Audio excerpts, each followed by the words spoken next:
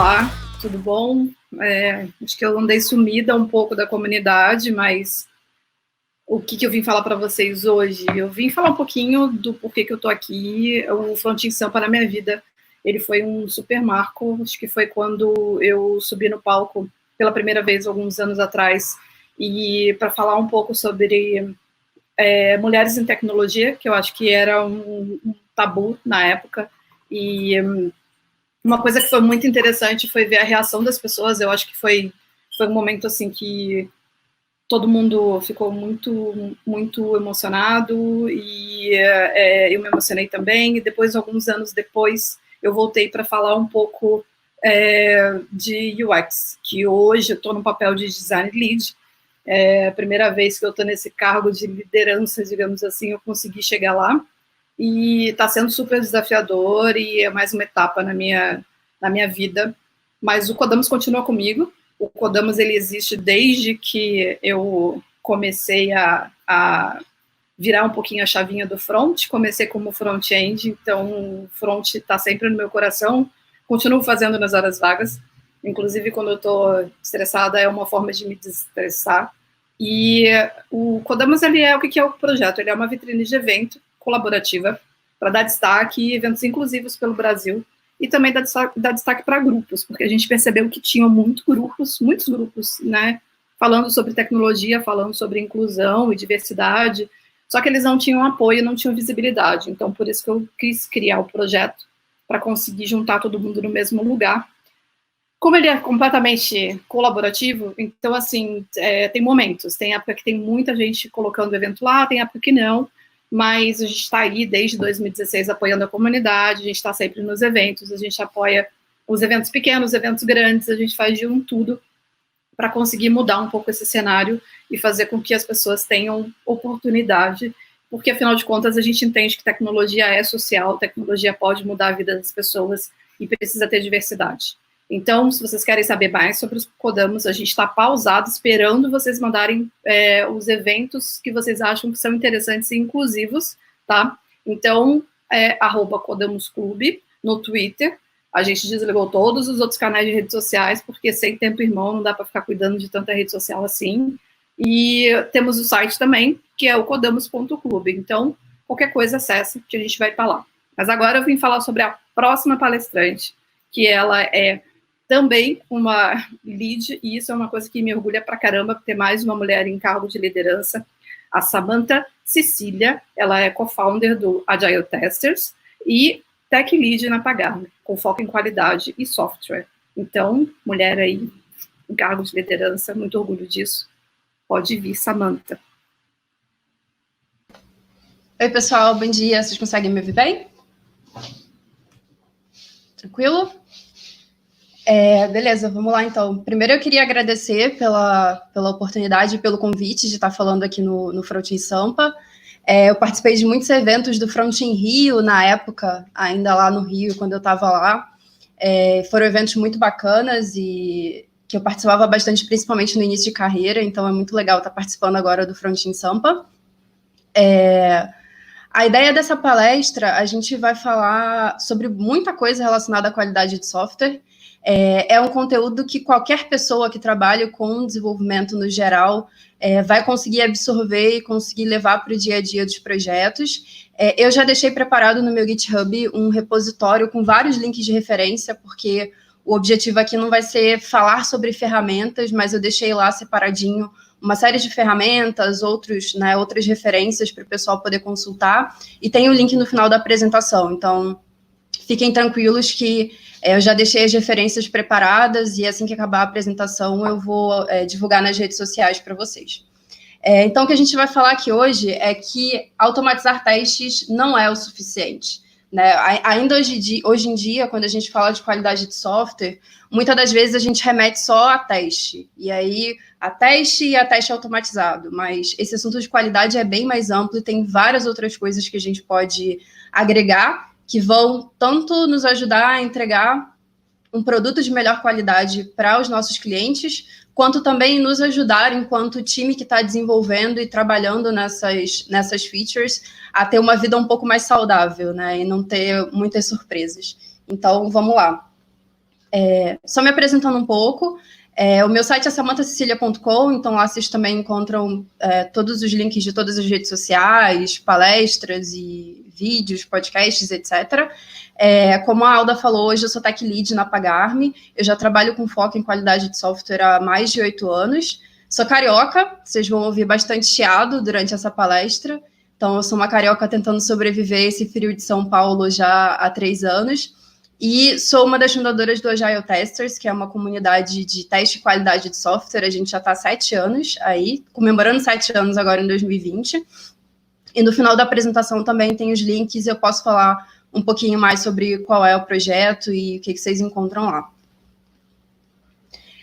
Para começar o nosso bate-papo, e aí fiquem à vontade também para mandar, né, já perguntas ou comentários lá no chat, que eu vou ver aqui e posso, né, ir incluindo no meio da palestra. Então, fiquem à vontade e também para perguntar depois. Eu queria falar um pouco no início sobre complexidade, né? Eu trouxe um desenho que mostra o que acontece em 60 segundos na internet, né? Fiquem tranquilos, não precisa querer ver cada detalhe, que eu vou divulgar também o material com os links e vocês vão conseguir ver esse relatório com mais detalhes. Mas, assim, em 60 segundos, a gente tem 1 milhão de logins no Facebook, a gente tem, por exemplo, 4,5 milhões de vídeos, né, assistidos no YouTube, a gente tem mais de 2 milhões de snaps criados, então, assim, muita coisa acontece em 60 segundos na internet, e com o passar do tempo, a gente vê que o software tem cada vez mais se tornado uma coisa complexa, com mais elementos, com mais coisas envolvidas. Então, a ideia desse desenho é para mostrar para vocês com quanta de complexidade que a gente está lidando e como é que a gente consegue garantir qualidade no meio de toda essa complexidade, né? Essa frase do Martin Fowler é uma frase que eu gosto bastante, que é: o maior risco para qualquer esforço de software é você criar algo que não é útil. E aí é por isso que a gente fala o tempo inteiro de conseguir fazer releases frequentes, de conseguir disponibilizar para o usuário as funcionalidades o mais rápido possível, para ele já poder utilizar e a gente entender se aquilo realmente faz sentido ou não e precisa criar alguma outra solução, ou se faz sentido e a gente precisa evoluir. Só que lançar as coisas, né, num período de tempo menor ou mais rapidamente para conseguir obter esse feedback, implica em uma série de coisas para a gente que trabalha com desenvolvimento, né? Porque cada nova alteração que você coloca em produção é uma alteração que pode desencadear uma série de reações que muitas das vezes você não consegue nem controlar e nem consegue né, prontidão, saber e pensar em todas essas coisas. Então, um exemplo que a gente vai falar mais para frente de novo, mas já vale citar, é o que rolou ontem com a Cloudflare, né? Com a Cloudflare. Não imagino que as pessoas estivessem esperando, né, sexta-feira, todo mundo já se arrumando para poder fazer o sextou e encarar o fim de semana e, de repente, vir aquela confusão na internet e até conseguir restabelecer os sistemas, né?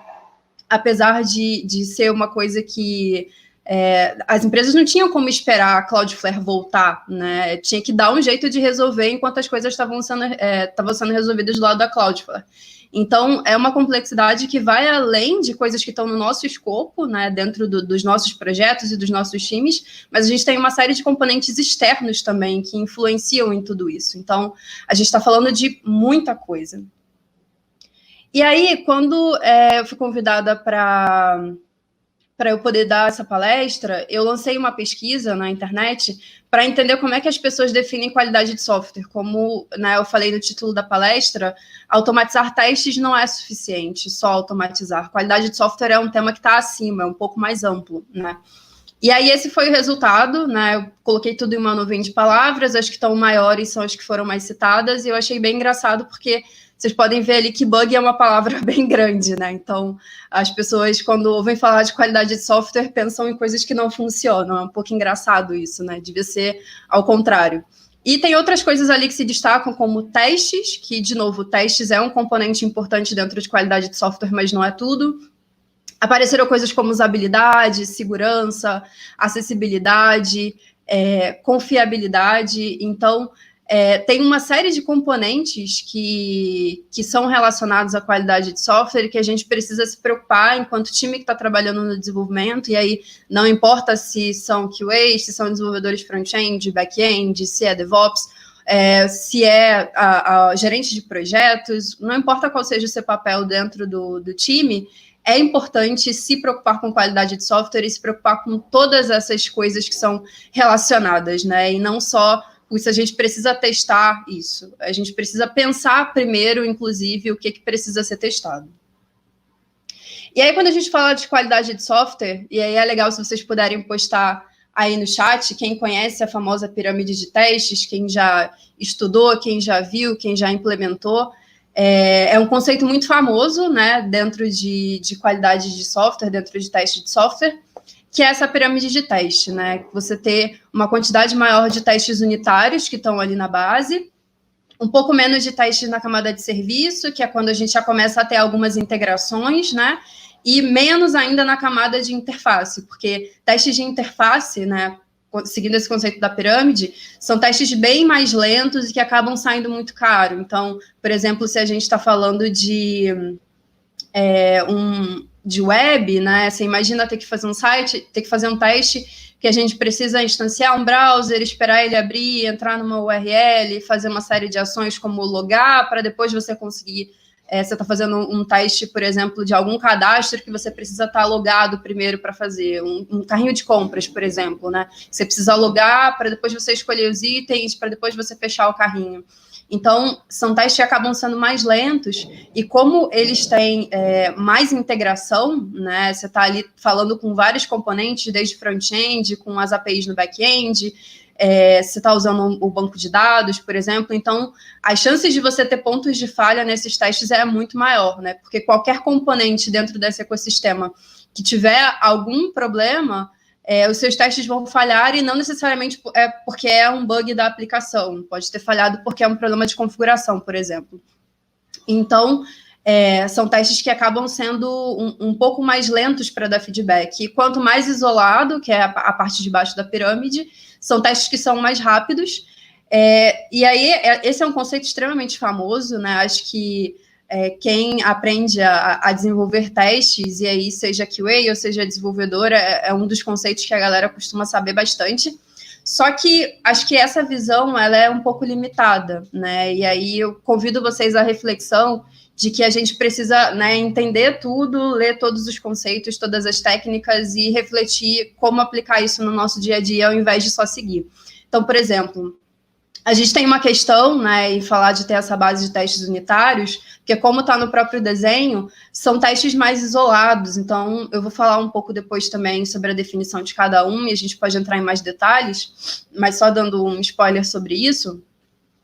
São testes mais isolados, e aí você está comprando um risco, né? Porque você não está testando exatamente o comportamento que vai ser desenvolvido em produção. Então, tem um risco envolvido e você tem que ter consciência desse risco. Porque, por exemplo, se você resolve testar tudo em nível de unidade, escrever uma série de dublês de teste, e algum comportamento mudar e você não atualizar o seu dublê de teste, os testes vão continuar passando e você vai ter problemas. Então, acho que além da gente pensar nessa visão de, né, o quanto os testes são mais rápidos, o quanto são mais lentos, quanto são mais integrados ou mais isolados, tem uma questão também do risco envolvido. Então, você ter muitos testes de forma isolada, você tem ali um risco de que esses testes vão deixar pontos cegos em coisas relacionadas à integração. E se você tem muitos testes, né, integrados, você aí vai comprar uma porcentagem de testes intermitentes, por exemplo, né? Porque qualquer problema que tiver em qualquer componente desse ecossistema, provavelmente o seu teste vai falhar, e não necessariamente porque é um problema. Então, tudo isso está envolvido e acaba não ficando muito explícito quando a gente olha só para a pirâmide, né? Então, é por isso que a gente vai falar de uma série de outras coisas. E a pirâmide também não engloba uma série de outros testes que são importantes. Então, é sobre isso que a gente vai falar hoje. Então, aí, será que só a visão da pirâmide de teste é suficiente? Tem uma outra visão que eu gosto de seguir também, que é pensar na abordagem que você vai fazer para fazer os seus testes. Então, por exemplo, se a gente... Acho que quem nunca, né, passou por aquele problema de que você tinha, por exemplo, um campo que ele não era required e passou a ser required, e aí você só descobre isso em produção, porque é uma integração que não é você que está lidando, você está trabalhando só com a parte do front-end, e aí, de repente, aquele campo é required, ninguém avisa, foi para a produção como required, nada funciona mais, né? Então, é um ponto importante, que é um ponto de falha que a gente tem, e que aí a gente precisa pensar em como é que a gente testa e valida esses contratos entre esses componentes, e aí seja entre os próprios serviços que se comunicam ou entre um serviço e o front-end, por exemplo. Então, é uma abordagem isso. Como é que você testa a integração com o banco de dados, por exemplo? Você tem integrações com APIs de terceiros, e como é que você faz isso se é um componente que você não consegue controlar, que pode ser muito instável, e aí se você deixar os seus testes batendo lá, a chance deles ficarem quebrando por qualquer coisa é muito maior e vai interromper o seu fluxo. Os testes ponta a ponta, que, de novo, é uma visão mais integrada, que tem tendência a ser um pouco mais instável, mas que ainda assim é uma visão importante. Então, vejam que daquela visão da pirâmide, a gente consegue abrir e pensar em uma série de outras visões, que é o que eu estou chamando aqui de abordagem de testes. E aí, quando a gente fala de testes, né, a gente viu lá na pirâmide, né, uma visão um pouco mais, né, com zoom, falando de testes, né, de unidade, mais isolados, um pouco de integração e depois uma coisa mais de interface, né, ou ponta a ponta. Eu trouxe aqui alguns exemplos de testes que vão ajudar a gente a garantir a qualidade das nossas entregas e que atuam cada um em uma ponta diferente. De novo, acho que nenhum deles sozinho consegue garantir qualidade. A gente precisa realmente pensar numa estratégia e numa abordagem que tenha um pouco de cada coisa, de acordo com o projeto que você está trabalhando, de acordo com o seu time, de acordo com seus objetivos, de acordo com o risco. Então, tem uma série de variáveis que influenciam nessas escolhas. Então, quando a gente fala de testes, o que a gente está falando? Como a gente viu na base da pirâmide, a gente tem os testes de unidade, né, onde as funções são testadas isoladamente. Eles são bem mais rápidos e confiáveis, porque o escopo é reduzido, então você consegue ter 100% do controle do que você está testando, e normalmente a gente acaba usando os famosos dublês de teste, e aí dentro de dublês a gente tem lá as definições do que é um mock, o que é um fake, o que é um stub. Eu tenho conteúdo sobre isso também, vai estar lá nas referências. Então, a gente está ali garantindo de forma mais isolada. É um tipo de teste que eu acho que a gente tem que pensar muito em produtividade do time, né? Porque são testes que a gente consegue, por exemplo, executar antes mesmo de fazer um push para o repositório. Então, você consegue executar esses testes, eles vão te dar um feedback rápido e vão ajudar na produtividade do time, porque se tiver um problema, você já consegue corrigir antes mesmo de fazer o push para o repositório, e não ter que esperar fazer isso para rodar os testes lá no seu fluxo de integração contínua, que a gente também vai falar um pouco mais para frente, ou você não precisa fazer deploy disso no ambiente e esperar que alguma pessoa veja esse problema. Então, eles ajudam bastante nessa questão de produtividade, mas, de novo, a gente tem que balancear essa questão do risco, porque a gente está testando as coisas de forma isolada, mas quando chegar em produção e o cliente estiver usando, os clientes vão estar usando todos esses componentes integrados. Testes de integração, aí a gente já sai das funções isoladas e começa a combinar os componentes e entender como é que eles se comunicam. E aí a gente começa a ter mais algumas dependências, como, por exemplo, ao invés de eu ter um dublê para o meu banco de dados, eu vou agora efetivamente subir. E aí na palestra anterior a gente até ouviu falar um pouco de Docker, então eu posso subir um container com o meu banco de dados e executar um teste para eu garantir mesmo que o registro foi criado no banco de dados, que eu consigo recuperar o registro. Testes de contrato, que a gente viu na imagem anterior sobre a abordagem. Então, validar se o contrato estabelecido está sendo cumprido, a gente vai ter sempre um consumidor e um provedor do serviço, desse contrato, e você consegue ter esse alerta de que se o contrato foi quebrado antes mesmo de chegar em produção, para não passar por esse cenário que eu citei, de, putz, isso aqui não era um campo obrigatório e quem quer que esteja desenvolvendo esse serviço transformou em um campo obrigatório e jogou em produção porque não sabia ou não avisou os consumidores de que isso ia mudar. Então, já passamos, né? Eu que trabalho com testes já há bastante tempo, nossa, já aconteceu muito de você tá tudo funcionando e de repente você não consegue mais executar aquela funcionalidade pela interface, né? Porque mudou alguma coisa na API, colocaram um campo a mais, tiraram um campo e fica aquela confusão para descobrir o que foi feito, por que foi feito, até corrigir isso, né? Tem aí um delay.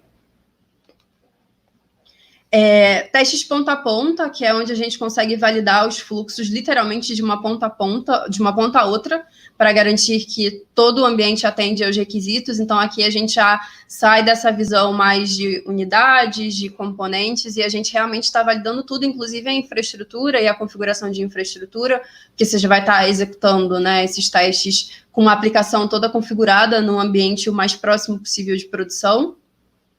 A gente tem teste de regressão visual também, então você consegue, de forma automatizada, fazer a comparação de visual, né? Você consegue subir um baseline, esse aqui é o certo, e de forma automatizada, cada vez que você fizer uma alteração, validar se as coisas estão iguais ao baseline ou se teve alguma diferença e você precisa corrigir.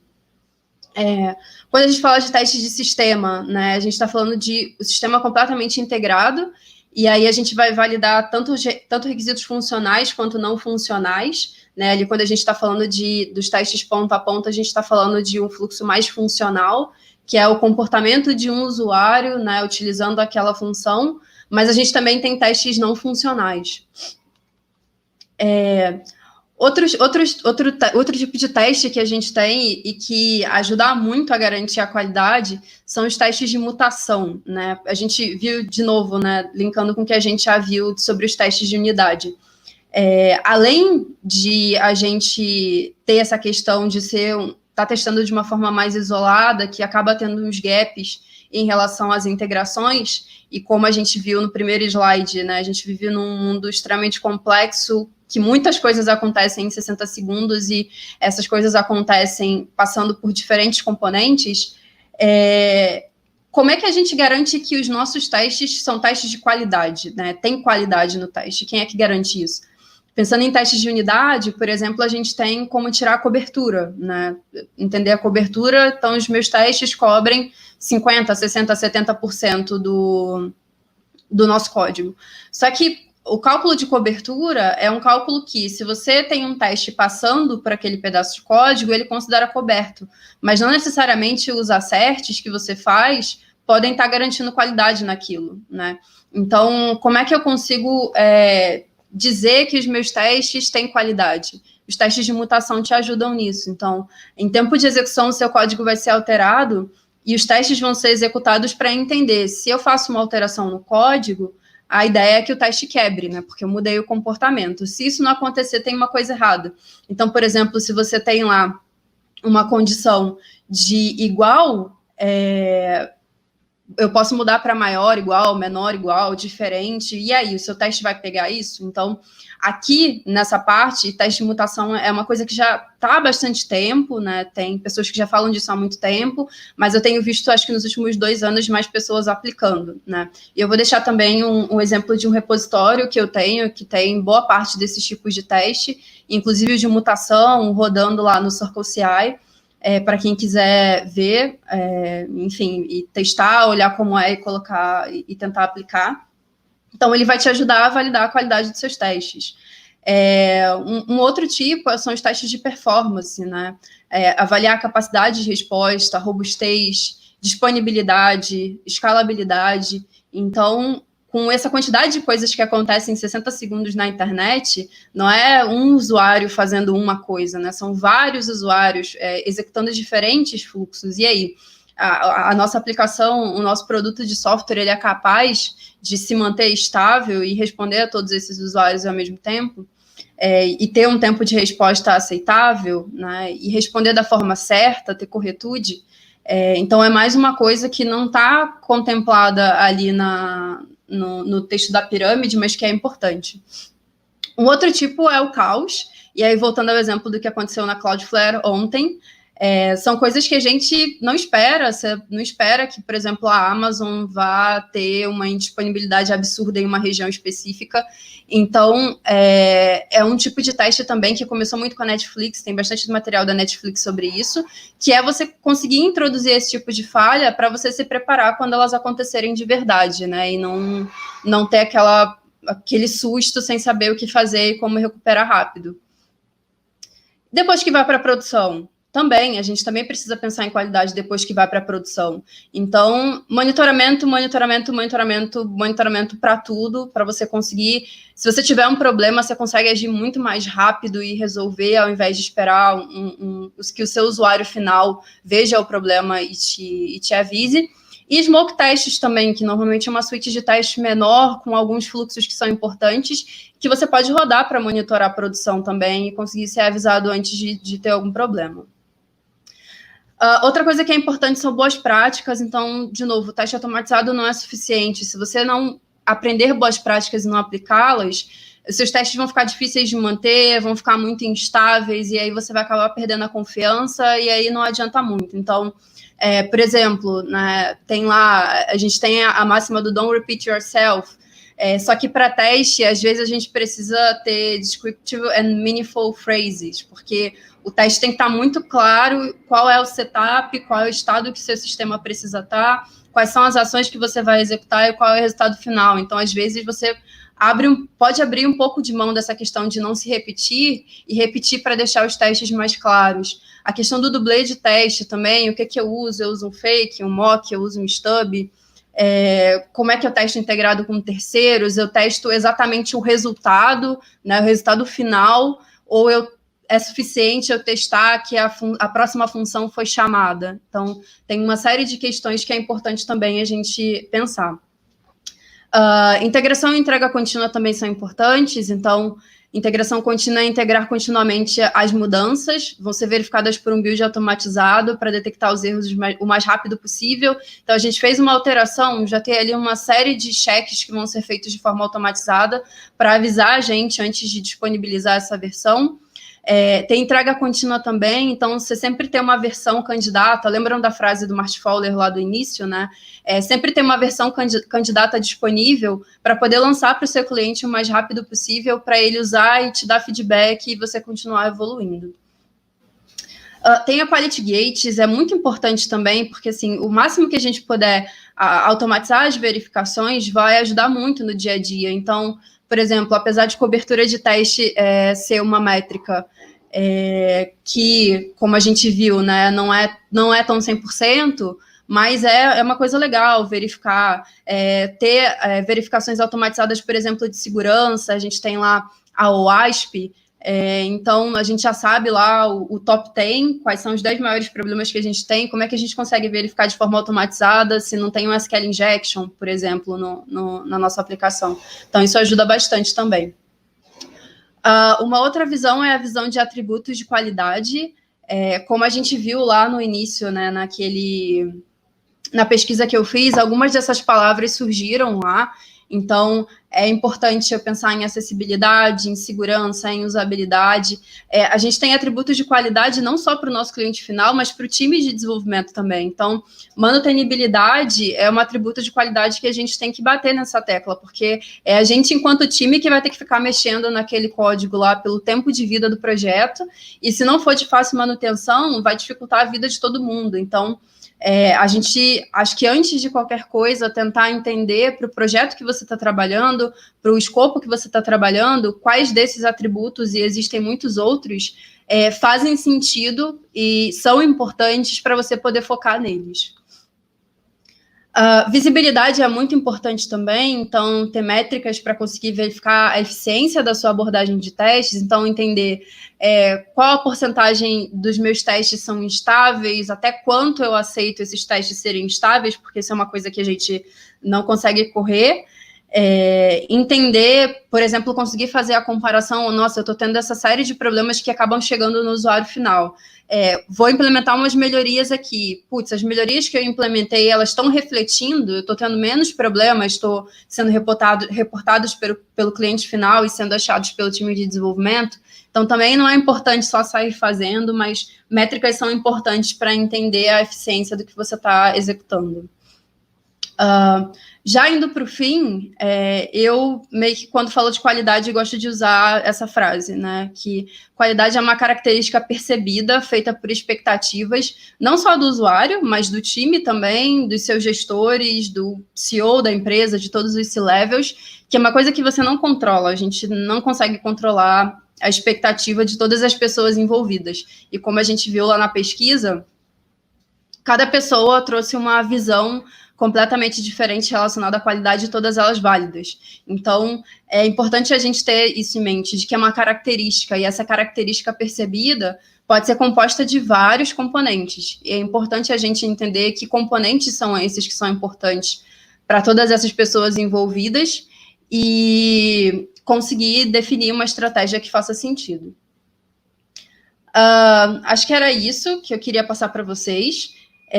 Aqui tem, né, os links, como eu falei, eu acabei de criar um repositório lá para colocar as palestras, tem uma série de links de referência, assim que acabar eu já vou twittar o link para vocês verem. Então, por exemplo, eu falei de vários tipos de teste, lá eu coloquei alguns exemplos de ferramentas em diferentes linguagens,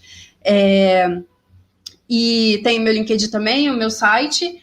E só falando um pouco do Agile Testers, né, o Agile Testers é uma comunidade de qualidade de teste. Esse ano a gente está completando 7 anos e fez, né, mudou a nossa identidade visual, lançou um podcast que é o Cansei.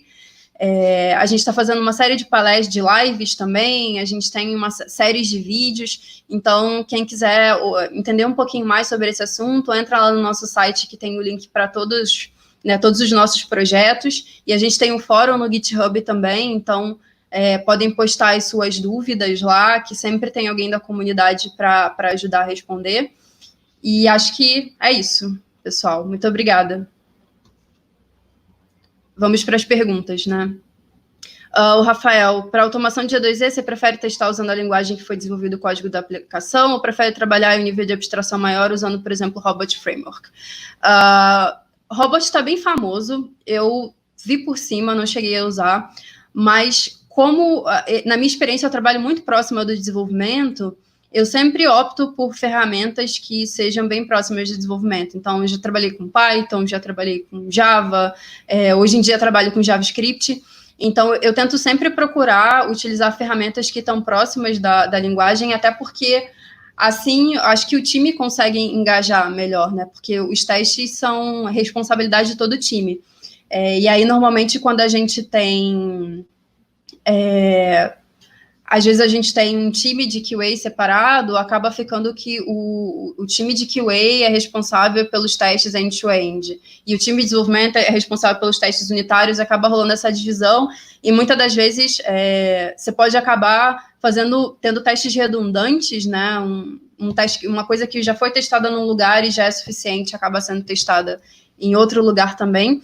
Então, eu sempre acabo ficando um pouco mais próxima do desenvolvimento, inclusive, por exemplo, ferramenta de teste de performance, tem ferramenta que você consegue escrever o script de teste em Python, em JavaScript, então é uma preferência estar mais próxima do que o time está utilizando.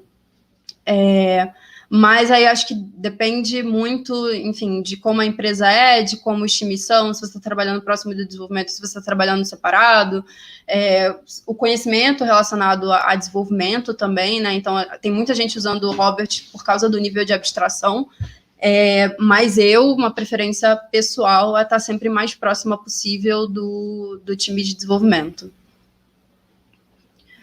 Como é identificado, como identificar o que é necessário testar no teste unitário de componentes? Exemplo, é importante testar coisas como style, classes, texto, etc. Às vezes testo isso e me pergunto se é de fato necessário. Sempre que eu vou responder uma pergunta sobre o que testar em cada parte, eu começo com um grande depende. Né? Eu acho que assim, o objetivo principal de a gente ter teste automatizado, não importa qual seja o nível, é trazer segurança. Então, acho que esse é o primeiro tópico que a gente tem que pensar enquanto time. Você tem que testar coisas que, para você, enquanto membro desse time, seja desenvolvedor, seja QA, seja DevOps, o que quer que seja, que te tragam confiança de que você vai fazer mudanças naquele código e que, se tiver um problema, você vai ser avisado. Então, acho que a primeira parte é relacionada à segurança. E aí você acaba testando realmente até onde você acha que vai te dar segurança, né? Acho que não tem uma resposta de, tipo, você precisa sempre testar determinada coisa em teste unitário, determinada coisa em teste de API, determinada coisa você deixa para interface, sem avaliar essas questões que foram faladas, como, por exemplo, o quanto aquilo te traz segurança, o quanto faz sentido você testar aquilo de forma isolada e depois testar de forma integrada, né? Porque, de novo, repetindo, testes isolados estão um pouco mais longe do que vai acontecer em produção e do que vai ser o comportamento do seu usuário final, então você sempre assume um risco e um gap ali, talvez faça mais sentido testar de uma forma mais integrada. Então, acho que a minha resposta depende do quanto isso te traz segurança ou não.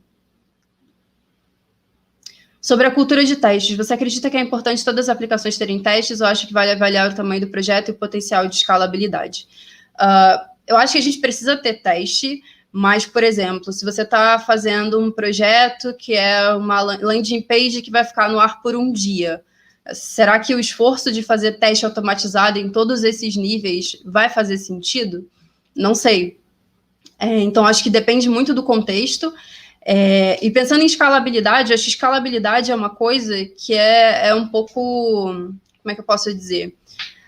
Por exemplo, acho que a gente pode pegar bem o exemplo das startups, né? Você começa e você não sabe muito quando você vai precisar escalar, ou você pode de um dia para o outro ter de 10 a 1 milhão de usuários, e isso não é muito claro.